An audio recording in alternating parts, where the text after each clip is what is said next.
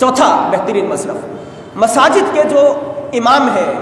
مساجد کے جو مؤذنین ہیں، آپ ان کو جو ہے اپنا مال دیں، ان پر صدقہ خیرات کریں، ان کو جو ہے ترجیحی بنیادوں پر آپ ان کو اپنی زکوٰۃ کی رقم، ان کو اپنے صدقات کی رقم دیں، کیونکہ مساجد کے جو ائمہ ہوتے ہیں ان کی تنخواہیں بہت کم ہوتی ہیں، بالخصوص اکثر ہمارے ملک کی جو مساجد ہیں، اکثر مساجد، ان مساجد کے جو کمیٹی کے جو ذمہ دار ہوتے ہیں نا، یہ دیگر چیزوں کے اوپر تو بہت زیادہ پیسہ خرچ کرتے ہیں۔ میں یہ نہیں کہتا کہ ہماری کمیٹی والے بھی ایسے، الحمدللہ ایسا نہیں ہے، اکثر مساجد ایسی ہوتی ہیں کہ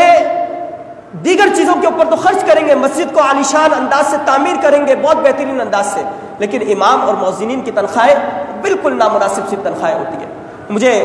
4 سال پہلے کی بات ہے، ایک صاحب نے بلایا، مسجد کی کمیٹی کے صدر تھے، انہوں نے کہا کہ ہم آپ کو امام رکھنا چاہتے ہیں۔ میں نے کہا کہ ٹھیک ہے، آپ کام کیا لیں گے بھائی؟ آپ خطبہ بھی دیں گے، آپ نماز بھی پڑھائیں گے، آپ جو ہے کبھی کبھی مؤذن صاحب کے ساتھ مل کر جمعے میں اور دیگر نمازوں میں صفائی ستھرائی کا بھی مسجد کی خیال رکھیں گے۔ میں نے پوچھا کہ بھائی تنخواہ کتنی دیں گے؟ کہا کہ 6000 روپے ہم آپ کو تنخواہ دیں گے۔ یعنی وہ ایک شخص ہے کہ جو عالم دین ہے، مفتی ہے، وہ علم حاصل کر رہا ہے، اور جب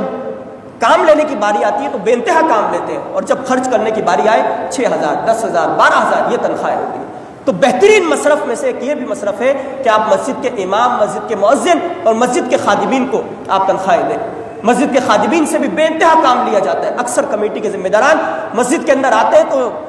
انگلی لگا کر دیکھتے ہیں فرش کے اوپر کہ دیکھو یہ دھول نظر آ رہی ہے، تم نے صحیح سے صفائی نہیں کی۔ یہ جو ہماری مسجد کی کمیٹی ہے، غوثیہ مسجد کی کمیٹی بالخصوص، اس میں جو افراد ہیں،